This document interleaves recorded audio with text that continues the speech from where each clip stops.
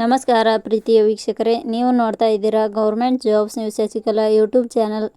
ಇವತ್ತಿನ ಉದ್ಯೋಗದ ಮಾಹಿತಿ ಈ ರೀತಿಯಾಗಿದೆ. ಕರ್ನಾಟಕ ಪರೀಕ್ಷಾ ಪ್ರಾಧಿಕಾರ ಇಲಾಖೆಯಲ್ಲಿ ಖಾಲಿ ಇರುವ SDA ಹಾಗೂ FDA ಹುದ್ದೆಗಳಿಗೆ ದ್ವಿತೀಯ PUC ಹಾಗೂ ಪದವಿಯಲ್ಲಿ ಉತ್ತೀರ್ಣರಾದ ಪುರುಷ ಮತ್ತು ಮಹಿಳಾ ಅಭ್ಯರ್ಥಿಗಳಿಂದ ಹುದ್ದೆಗಳಿಗೆ ಅರ್ಜಿ ಆಹ್ವಾನಿಸಲಾಗಿದೆ. ಈ ಹುದ್ದೆಗಳಿಗೆ ಅರ್ಜಿ ಸಲ್ಲಿಸಲು ಕನಿಷ್ಠ 18 ವರ್ಷ, ಗರಿಷ್ಠ 40 ವರ್ಷ ನಿಗದಿಪಡಿಸಿದೆ. ಆಯ್ಕೆಯಾದ ಅಭ್ಯರ್ಥಿಗಳಿಗೆ 34,100 ರಿಂದ 83,700 ರೂಪಾಯಿ ವೇತನ ಪ್ರತಿ ತಿಂಗಳಿಗೆ ನೀಡಲಾಗಿದೆ.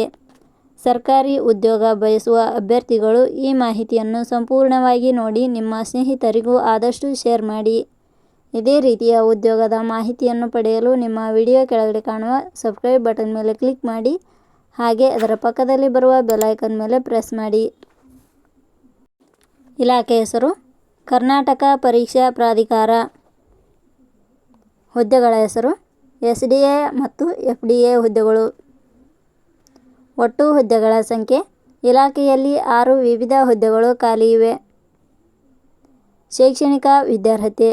ಹುದ್ದೆಗಳಿಗೆ ಅರ್ಜಿ ಸಲ್ಲಿಸಲು ಬಯಸುವ ಅಭ್ಯರ್ಥಿಗಳು ಮಾನ್ಯತೆ ಪಡೆದ ಸಂಸ್ಥೆ ಅಥವಾ ವಿಶ್ವವಿದ್ಯಾಲಯದಿಂದ ದ್ವಿತೀಯ PUC ಹಾಗೂ ಪದವಿ ಶೈಕ್ಷಣಿಕ ಅರ್ಹತೆ ಪಡೆದವರು ಅರ್ಜಿ ಸಲ್ಲಿಸಬಹುದು. ಹುದ್ದೆಗಳಿಗೆ ಸಂಬಂಧಿಸಿದ ನೋಟಿಫಿಕೇಷನ್ ಲಿಂಕ್ ನಮ್ಮ ಟೆಲಿಗ್ರಾಮ್ ಚಾನಲಲ್ಲಿ ನೀಡಲಾಗಿದೆ. ಅಲ್ಲಿಂದ ಡೌನ್ಲೋಡ್ ಮಾಡಿಕೊಂಡು ಹೆಚ್ಚಿನ ಮಾಹಿತಿ ತಿಳಿದುಕೊಳ್ಳಬಹುದು. ವಯೋಮಿತಿ. ಹುದ್ದೆಗಳಿಗೆ ಅನುಗುಣವಾಗಿ ಕನಿಷ್ಠ 18 ವರ್ಷ, ಗರಿಷ್ಠ 40 ವರ್ಷ ನಿಗದಿಪಡಿಸಲಾಗಿದೆ. ವಯೋಮಿತಿ ಸಡಿಲಿಕೆ ವಿವರಣೆ.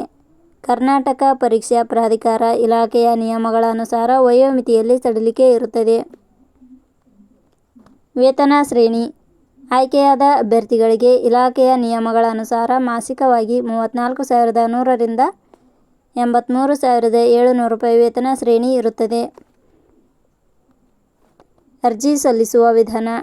ಹುದ್ದೆಗಳಿಗೆ ಅರ್ಜಿ ಸಲ್ಲಿಸಲು ಬಯಸುವವರು www.jobsexplain.com ವೆಬ್ಸೈಟ್ಗೆ ಭೇಟಿ ನೀಡಿ ಅರ್ಜಿ ಸಲ್ಲಿಸಬೇಕು. ಆಯ್ಕೆಯ ವಿಧಾನ. ಹುದ್ದೆಗಳಿಗೆ ಅರ್ಜಿ ಸಲ್ಲಿಸಿದ ಅಭ್ಯರ್ಥಿಗಳನ್ನು ಇಲಾಖೆಯ ನಿಯಮಗಳ ಅನುಸಾರ ಸಂದರ್ಶನದ ಆಧಾರದ ಮೇಲೆ ಆಯ್ಕೆ ಮಾಡಲಾಗುತ್ತದೆ. ಅರ್ಜಿ ಶುಲ್ಕ. ಸಾಮಾನ್ಯ ವರ್ಗದ ಅಭ್ಯರ್ಥಿಗಳಿಗೆ ಹಾಗೂ 2A, 2B, 3A, 3B ವರ್ಗದವರಿಗೆ 750 ರೂಪಾಯಿ, SC/ST ಅಭ್ಯರ್ಥಿಗಳಿಗೆ ಹಾಗೂ ಅಂಗವಿಕಲ ಅಭ್ಯರ್ಥಿಗಳಿಗೆ 250 ರೂಪಾಯಿ. ಉದ್ಯೋಗದ ಸ್ಥಳ ಕರ್ನಾಟಕ. ಪ್ರಮುಖ ದಿನಾಂಕಗಳು. ಅರ್ಜಿ ಸಲ್ಲಿಕೆ ಆರಂಭದ ದಿನಾಂಕ 20/5/2026. ಅರ್ಜಿ ಸಲ್ಲಿಕೆಯ ಕೊನೆಯ ದಿನಾಂಕ 3/6/2026. ಕೊನೆಯ ಪದಗಳು. ನಾವು ನೀಡಿರುವ ಈ ಉದ್ಯೋಗದ ಮಾಹಿತಿ ಇಷ್ಟವಾಗಿದ್ದರೆ ಮಾಹಿತಿಯನ್ನು ಎಲ್ಲರಿಗೂ ಶೇರ್ ಮಾಡಿ. ಧನ್ಯವಾದಗಳು.